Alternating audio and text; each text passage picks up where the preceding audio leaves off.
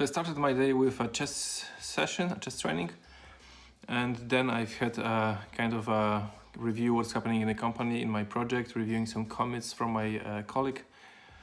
So today is this kind of day where I have this structure of first starting with a chess session, then reviewing what's happening at the company, then some sport. So I'm going for a bike right now, and then I will be back and I will try to do some coding. So I prefer not to have like one single structure for every day. It's just I choose which structure is best for this specific day.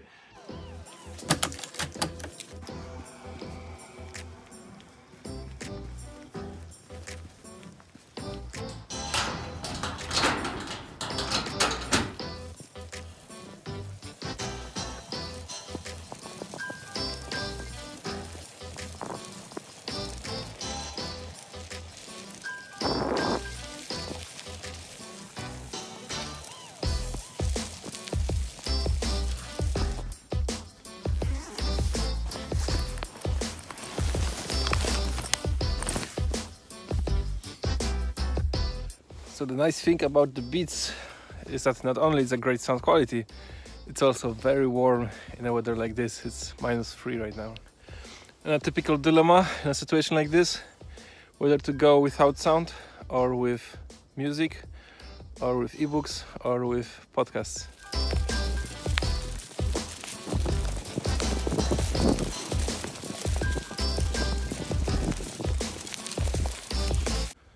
So I went for a podcast. I'm listening to an interview with an American grandmaster, and some interesting points were when he said he's already a grandmaster, and he said the road to become, the process of becoming a grandmaster was much more fun for him than being a grandmaster, because it's much harder to set a goal. Grandmaster in chess is like almost the highest goal apart from being a world champion.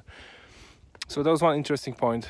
The second point was when he was asked how he learned, how he improved in chess, whether it was books, and he said books were useful, but for him it was more useful to be surrounded by better chess players. And for him it was actually that in his life he went to Germany, and in Germany there is the Bundesliga, one of the strongest chess leagues in the world, and in there actually he was surrounded by the Eastern Europe chess players, and he said this gave him more knowledge than the books, because they've had this knowledge, especially Russian players.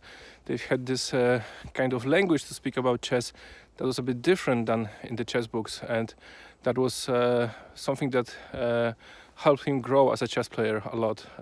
So assimilating the language of his chess fellows instead of the language from the books, and being surrounded by better players.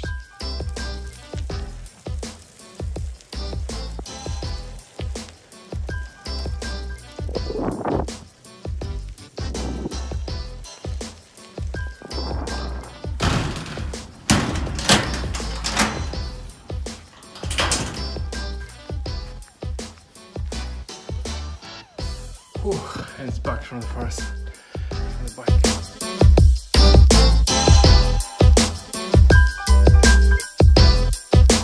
Another thing from the podcast I was listening to, the interview with the chess grandmaster, was that he mentioned that at some point, it was probably after his high school, he was living in one house with other almost professional chess players, and they were improving together. And I remember that during my high school I lived in the dormitory, so the student house, and it helped me a lot that I had access. It was still while I was studying computer science, but I was also started my professional work as a programmer. It helped me that we lived in like one place. Whenever I had some questions, I could go to the students from the higher years, or to talk from my friends from my year. And it helped a lot, like comparing the opinions and learning from each other. Like one of my friends was a really Linux genius, another one was really good at the administration stuff also, and other people were good like at the object-oriented programming, and this helped me improve much faster.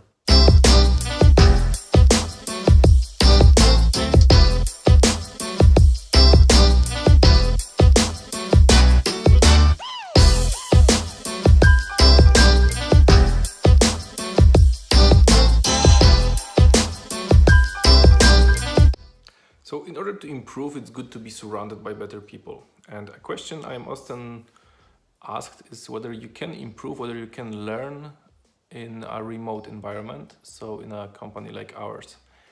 And for me, it's totally clear that you can, and in many ways it's actually much better than educating or learning in a real office. Let me explain. So one way is that, for example, today I did get some answers to one question I asked on one of our Slack channels. So Slack is our place. I don't like the metaphor of office, but it's our place where people gather and help each other. So if I asked a question, I did receive some answers and I did learn a lot. But then my other colleague asked a question and I wasn't really involved, but I was reading and I learned several new stuff just by choosing my time when to read this conversation, reading this and learning from that. So this is happening without an interruption overall. And this is a big difference when you compare it to a typical office, because in an office, if I know that, for example, Pavel knows an answer to one question, I will go to him. First, I will probably interrupt his work. He might be happy about it or not. And then I will receive an answer, but no one else is hearing this. Or if they are hearing this, it means that maybe we are interrupting actually other people who are sitting close to Pavel, for example. So we are not letting them choosing the time when they want to absorb this knowledge. We kind of enforce this knowledge to be pushed onto them. And that's the beauty of a remote environment, that I get to learn more often, better, and at my own pace and without any interruptions.